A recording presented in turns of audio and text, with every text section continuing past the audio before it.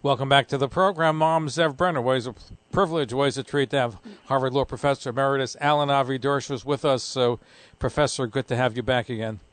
Thank you for joining. A pleasure to be on. You know, I missed not being on the floor of the Senate today. It brought back some memories of last year, and but I made a decision this time not to do it, and watched with interest as my former student, Jamie Raskin, I thought made an excellent presentation, and David Schoen made an excellent presentation, but I didn't think the opening argument for the defense was particularly compelling. It seemed like it was more of a schmooze than an argument. One of the most enjoyable parts of David Schoen's argument was every time he took a drink of water, he put his hand on his head to cover his head because he's an Orthodox Jew.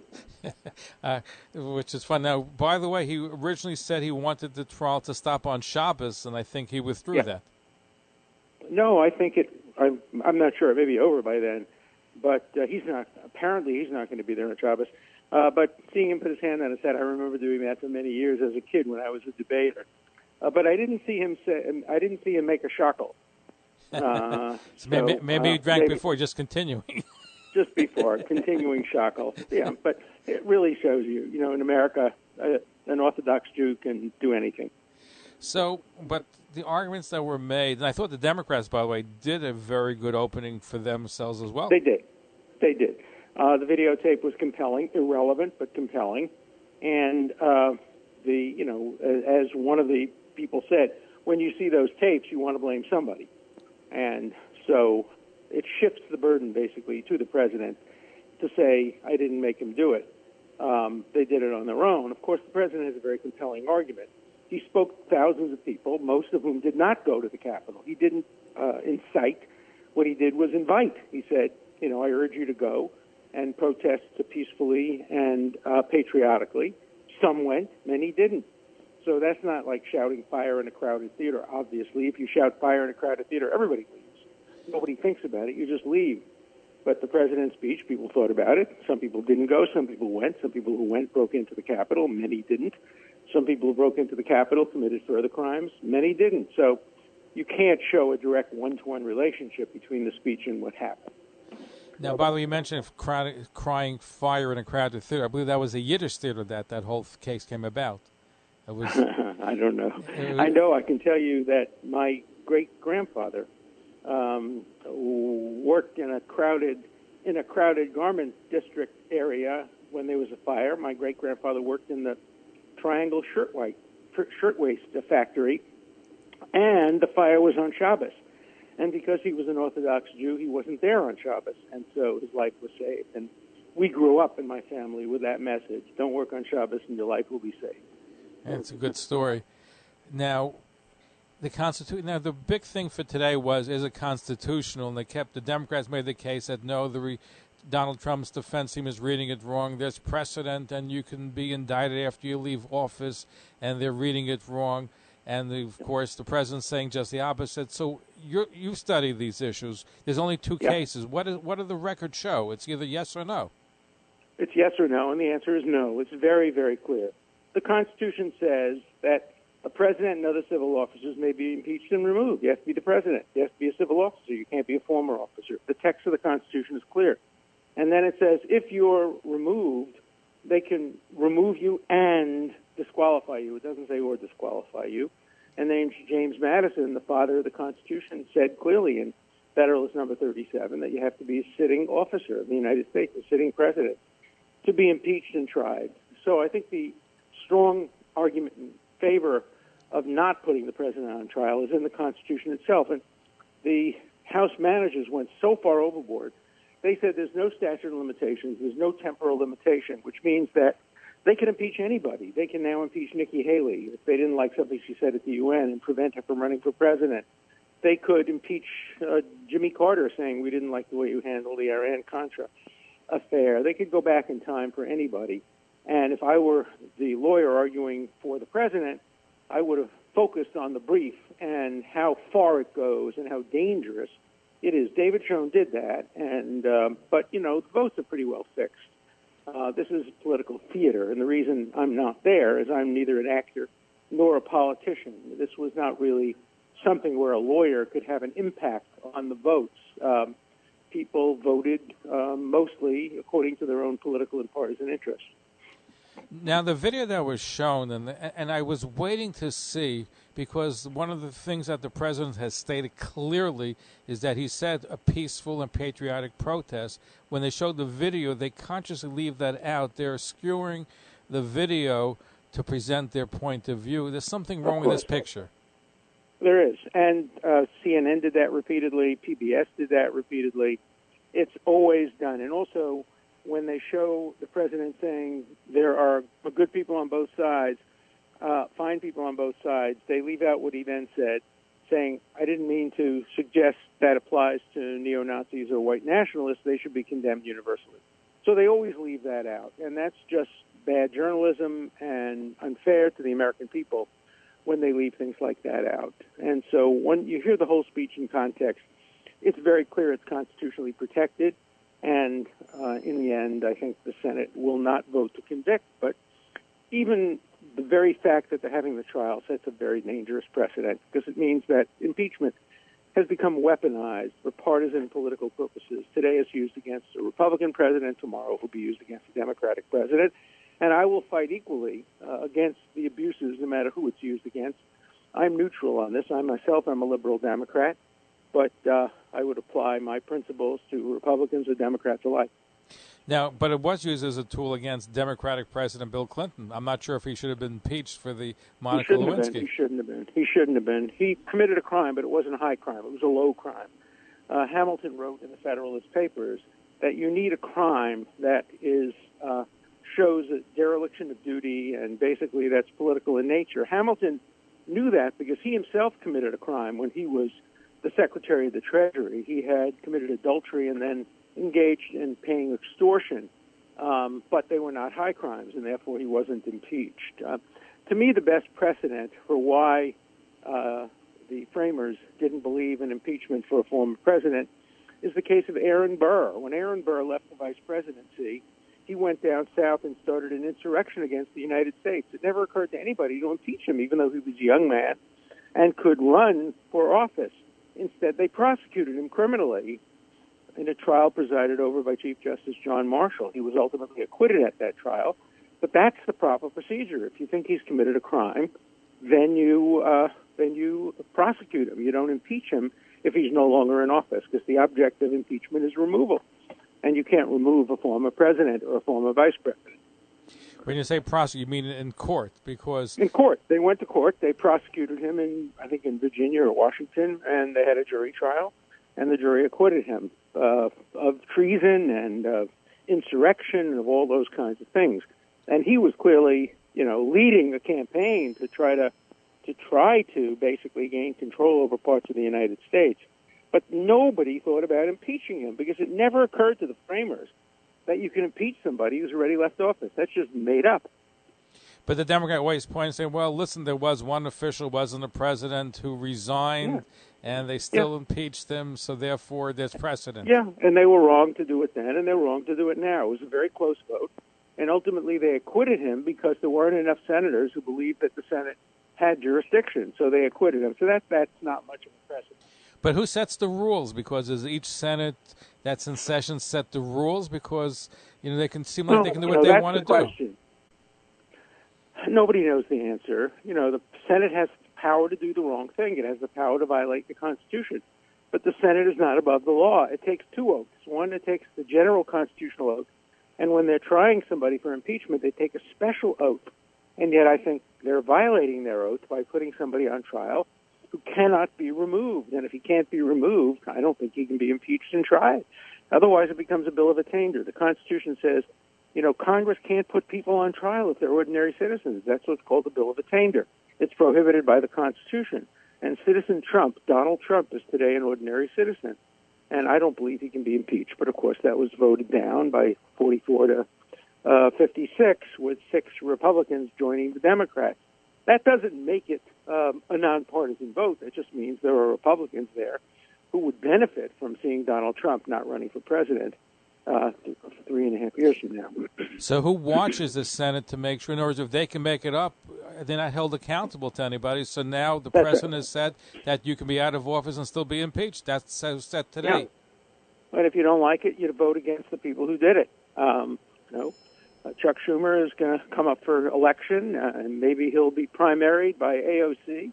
Who knows? The dynamic in New York is always very interesting to watch. But political accountability is the ultimate way of checking people. If they go too far, the courts can sometimes intrude, but the courts generally try to stay away from political issues. Now, in a normal court proceeding, which you know very, very well, the judge has to be impartial. He has to appear to have no connection. Yet you have the presiding judge, because the Supreme Court judge did not want to preside over this case, as somebody who is who's voting for impeachment. How could you have somebody judging the case when it's predetermined what he's going to vote for and be in charge of the proceedings? That's why the Constitution provided for the Chief Justice to preside, because the Chief Justice is presumed to be neutral, not political, not running for office. The fact that Chief Justice Roberts refused to preside, he didn't just not want to, he refused to do it, because I think he understood that the framers of the Constitution didn't intend a trial for a former president. You know, it says the president. There's only one the president. His name is Biden. It's not Trump. It used to be Trump. But I don't think you can put the president on trial if he's not the president and if he can't be removed. So, I think the Senate voted erroneously today, but it won't be the first time and it won't be the last time the Senate votes unconstitutionally. I mean, today, basically, the Senate was the Tom Brady of record breaking. It broke more records. It violated more constitutional rights in one day, putting the trial forward, denying due process from the House, having a bill of attainder, allowing it to go forward despite the fact that it's constitutionally protected. So many violations of the Constitution in one day, I think they broke the record. And so they're going to get away with it. But my question still remains, if the Chief Justice is not presiding, can somebody preside who has a bias against the person on trial and it's clear about it, so I'm going to vote to impeach him? Can that person preside over a trial? I think it's not fair, and the other question is, should he now vote since he presided? The person who really was supposed to preside if the Chief Justice didn't preside is the Vice President of the United States. She's the President of the Senate. But she may be running for election for President in 2024, and you certainly don't want a presiding judge to try to disqualify the person who might be running against her. So it's a mess. That's why the Constitution provided for the Chief Justice, and that's why the Chief Justice refused to preside, because I think he understands this is not what the Constitution intended. Now, Professor Alan Dershowitz, you are somebody that was obviously at the first impeachment trial. You've spoken out. You've gotten a lot of backlash from it. Today we live in an age where people, look at the Biden administration, people who work for Trump are automatically trafed. They have thrown out. So have you had more implications of defending the president and the constitutionality as time goes on? Are you getting more and more threats and more people saying, I don't want to talk to you? Certainly on Martha's Vineyard, it's been very easy for me to socially distance because nobody wants to talk to me. There's still a lot of pushback, including from some of my friends and relatives who think I shouldn't have done it, and they're wrong. I think it was the right thing to do. I decided not to do it this time, but I think I performed a patriotic duty by defending the Constitution in front of the Senate last time, and we won, and I'm proud to have been the oldest person in American history ever to argue for a president in an impeachment case. I was the youngest professor in the history of Harvard, now the oldest person ever to argue a presidential impeachment. So I'm proud of that. Listen, you did a great job. Before I let you go, here's something that bothers me. I'm reading that, for example, that Fox let go of Lou Dobbs because he talks about this fake election and the results. Yeah. How far does free speech go? Can somebody get on there and say it was a stolen election, and he has the right to say it, or if he says it, he's considered tainted, where even he can be sued by like Dominion or some of these other political companies that are suing Fox and Newsmax and all these outlets? How far does it go? It's a good question. Of course, a person person can say anything they want about the election. You can say the earth is flat. You can say the Holocaust didn't occur. It's despicable if you say it, but you can say it. You have a free speech right, but they can fire you from a network for being a flat earther or a Holocaust denier or anything else. They can take you off committees if you say that you believe that the fires in California were caused by the Rothschild family sending lasers down to Earth. So, Fox has its First Amendment rights as well, and they have the right to fire Lou Dobbs. I'm sure he'll be picked up by somebody else, and he'll continue to have his free speech rights, but Fox is entitled to decide who they want to have on the air. No, but they have conversations, suing Fox, saying, well, because on the air you're saying that the election was stolen. No. They didn't sue him because they said the election was stolen. They sued him because they said Dominion deliberately did A, B, C, D, and that would be defamatory against Dominion. We'll see how that case unfolds. Look, I'm suing CNN because they doctored my argument. They doctored the recording of my argument. When I was in front of the Senate, I said a president could be impeached if he committed criminal-type behavior, if he did anything unlawful or illegal. And they doctored the tape to take out the words unlawful, illegal, criminal, and they made it sound like I said a president can do anything he wants, even illegal conduct, and I'm suing them for that. So that they can get away with it, and obviously you're suing them. But here is the case there. But if I remember reading correctly, that some of the networks are censoring those that say, Lou Dobbs is a bad example. He probably said Dominion, was responsible for the stolen election. But even just saying the election was stolen, like I think Rudy Giuliani, they put a clamp. Yeah, well, a network is allowed to decide who's on. CNN has banned me. Partly perhaps because I'm suing them, but partly perhaps they didn't like the fact that a liberal Democrat supported the constitutional rights of President Trump.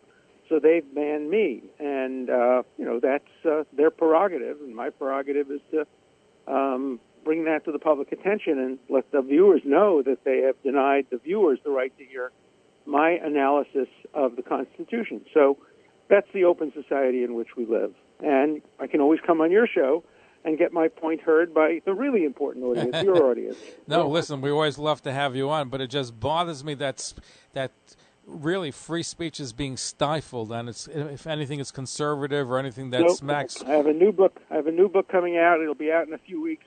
It's called The New Censors: Can We Rescue the First Amendment from Social Media, Progressives, and Universities? That's my new book coming out. I guess we'll be on CNN to talk about it. Not CNN, but others, because CNN's in the book. I have an article in the book about CNN.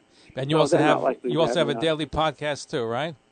Yeah, the Dersh Show. The only thing that's missing from Dersh Show is the wits, and the wits are provided by my listeners and viewers who call in. So it's on Rumble, and it's on YouTube, and it's on all the places you get iPods on every day of the week, not Shabbos.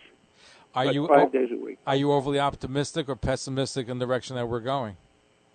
You know what they say in Israel: a pessimist is somebody who says, "Oh, things are so bad they can't get worse," and an optimist says, "Yes, they can." So I'm an optimist in the sense that things could get worse, but I think they're going to get better. And Professor Alan Avi Dershowitz, thank you for being with us, and we look forward, to having you back in. And I assume nothing's going to. This is theater, as you said, so he's not going to be acquitted. Do you think he's going to be censored? I don't know. That's possible. We'll see. Anyway, thank you so much. Look forward to having you back again. My pleasure. Thank you. Hi, this is David Gabe, and you're listening to The Zev Brenner Show. Follow us on Facebook, Twitter, and Instagram.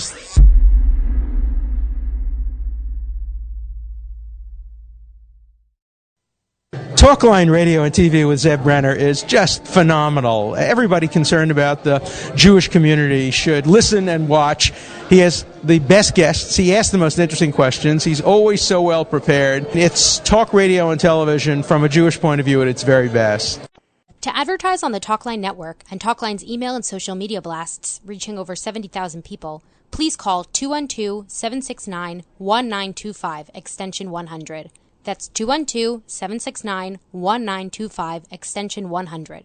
Or email info@talklinenetwork.com. Thanks for listening. Talkline Network Radio, America's longest-running Jewish broadcast network, the voice of the Jewish community.